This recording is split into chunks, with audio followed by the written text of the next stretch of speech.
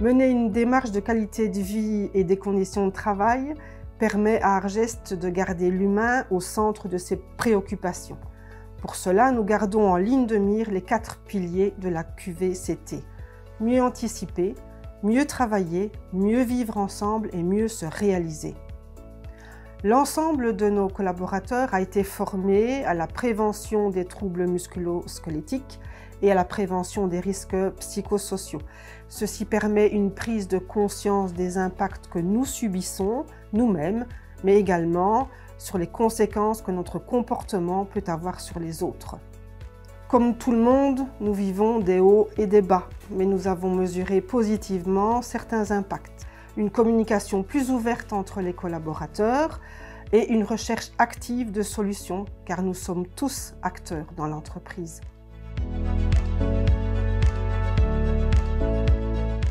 La politique sociale d'Argest a toujours fait partie de sa stratégie. L'aspect social est marqué dans notre ADN. D'ailleurs, Argest s'est engagé depuis le tout début dans la RSE en 2010 en participant au premier groupe de travail. Nous avons ce label RSE donc depuis le début et on est très fiers d'avoir ce label. La démarche de qualité de vie au travail est un processus participatif et d'amélioration continue qui allie la performance économique et la performance sociale. On y a trouvé des points communs avec la stratégie d'Argest, notamment dans notre management participatif, notre certification ISO et nos labels RSE et MLQE. Pour la direction d'Argest, c'était donc une évidence d'adhérer à cette démarche, nous permettant d'aller plus loin que ce que nous avions mis en place jusque-là.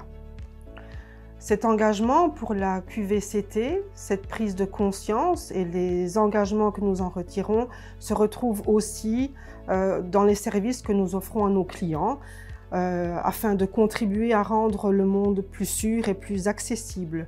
C'est donc une plus-value réelle pour nos collaborateurs et pour nos clients.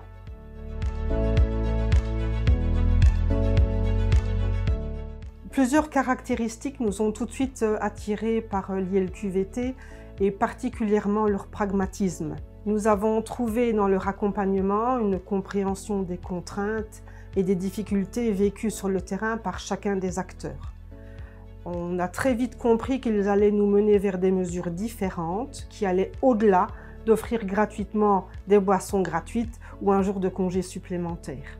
Et aujourd'hui, effectivement, nous avons dans nos mains, à notre disposition, des outils concrets tels que les fiches PACT qu'on utilise de plus en plus souvent. Ça devient un réflexe. Ce qui caractérise l'ILQVT, c'est que les membres de leurs équipes ont des formations complémentaires en sophrologie, par exemple. Je pense sincèrement que ceci permet une approche différente parce que dès qu'on touche à l'humain, on se retrouve face à des questions qui sont souvent complexes et délicates. Et concrètement, ça s'est ressenti lors des ateliers qui ont été menés avec les différentes équipes et avec la direction. Je me souviens des premiers échos que j'ai reçus en 2022 après les ateliers et les formations. Ils étaient tous élogieux au sujet de la qualité et du dynamisme des animateurs. De manière générale, les collaborateurs sont heureux que des formations, des activités soient organisées. Certains sont tout de suite très enthousiastes, d'autres sont plus mitigés, mais ils en sortent grandis et plus compétents. Dans le cas présent, les salariés des différents services ont été mélangés. Ils ont appris à encore mieux se connaître. Ils se sont aperçus qu'ils avaient aussi des points communs. Ils avaient des difficultés, ils ont pu les partager. Et ils ont trouvé ensemble des solutions en partageant leurs bonnes pratiques, par exemple. Les collaborateurs ont reçu aussi des outils et des méthodes afin d'être réellement acteurs de la qualité de leur vie au travail. Ça se cultive tous les jours, c'est un défi au quotidien pour les salariés, pour les référents QVT et pour la direction.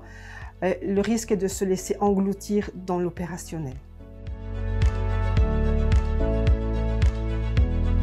Mener une démarche de QVCT nécessite la nomination d'un référent QVT. Comme son nom l'indique, c'est une personne qui devient une référence, un moteur. C'est ce que j'appellerais un accompagnateur de vie au travail. C'est une personne qui est encadrée au début avec l'ILQVT et qui a aussi suivi une formation assez conséquente. En effet, elle doit être capable de recevoir des informations, de les traiter de manière confidentielle, impartiale et sans jugement. Elle doit pouvoir aider les collaborateurs en les guidant vers des axes d'amélioration et vers des solutions. Chez Argest, nous avons mis en place 2 référents, notamment pour des raisons linguistiques. Nous avons des collaborateurs germanophones et des collaborateurs francophones. Ensuite, ces 2 référents sont complémentaires au niveau de leurs activités. L'un est opérationnel, l'autre est du côté support. On a un homme et une femme, c'est aussi très bien pour la diversité. Concrètement, lorsqu'un risque de conflit apparaît entre des collaborateurs, l'intervention des référents QVT est très bien perçue. Nous sommes alors dans la prévention et ceci est bénéfique pour l'ensemble des acteurs.